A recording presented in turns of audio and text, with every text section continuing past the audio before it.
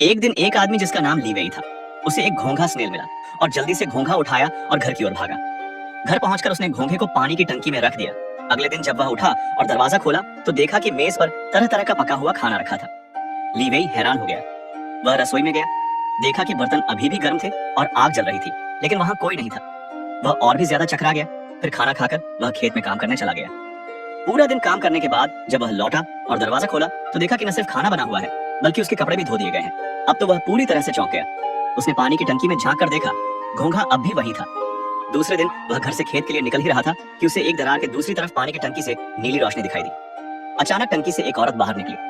पता चला कि वही औरत हर दिन खाना बना रही थी। जब वह औरत वापस टंकी में जाने लगी तो लीवेई ने जल्दी से उसे पुकारा और उससे शादी का प्रस्ताव रख दिया। शुरुआत में औरत ने मना किया, लेकिन आदमी की बातों से वह मान गई। अब वे दोनों पति पत्नी बनकर सादा और सुखी जीवन जीने लगे। लेकिन यह सुख ज्यादा दिन नहीं चला। एक दिन वहां से एक राजकुमार गुजरा। उसने उस औरत को देखा और वह उस पर मोहित हो गया। उसने अपने रुतबे का इस्तेमाल कर औरत को अपने साथ ले जाने की कोशिश की। लीवेई ने बहुत विनती की, तब राजकुमार ने एक शर्त रखी। अगली सुबह जो पहले 2 खाली पहाड़ों को पौधों से भर देगा वही औरत को साथ ले जाएगा। ये साफ था कि यह शर्त लीवेई को हराने के लिए रखी गई थी। राजकुमार उसकी विनती सुनकर चला गया। लीवेई डर के मारे जमीन पर बैठकर रोने लगा। रात को औरत ने उसे एक पत्र दिया और कहा कि इसे नदी में फेंक दो। जैसे ही उसने पत्र को नदी में डाला, नदी से एक जल प्रवाह उठा और उसमें से एक हरा मायावी व्यक्ति निकला।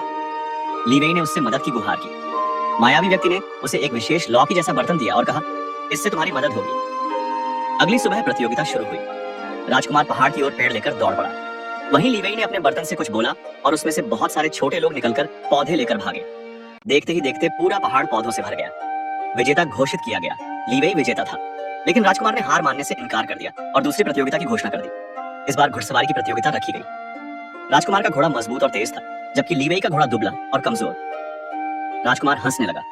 दौड़ शुरू हुई और लीवेई अभी तक घोड़े पर चढ़ा भी नहीं था, लेकिन तभी उसका घोड़ा अचानक बिजली की गति से दौड़ पड़ा।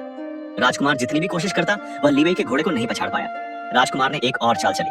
उसने अपने सिपाहियों को रास्ते में घात लगाने का आदेश दिया, लेकिन आदमी का घोड़ा इतना तेज था कि वह आकाश में उड़कर सबको पार कर गया और मालिक को जीता दिया। राजकुमार ने फिर भी हार नहीं मानी और तीसरी नाव से नदी पार करने की प्रतियोगिता रखी।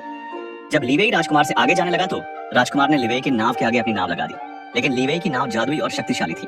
जादुई नाव ने राजकुमार की नाव को उड़ा दिया, लेकिन लीवेई ने डूबते राजकुमार को बचा लिया। पर राजकुमार तब भी बाज नहीं आया।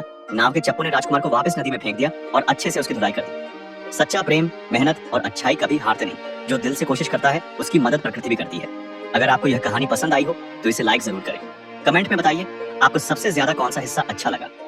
ऐसे ही मजेदार, जादुई और सीख देने वाली कहानियों के लिए हमारे चैनल को सब्सक्राइब करें और हाँ, बेल आइकन दबाना मत भूलिए ताकि अगली कहानी सीधे आप तक पहुंचे।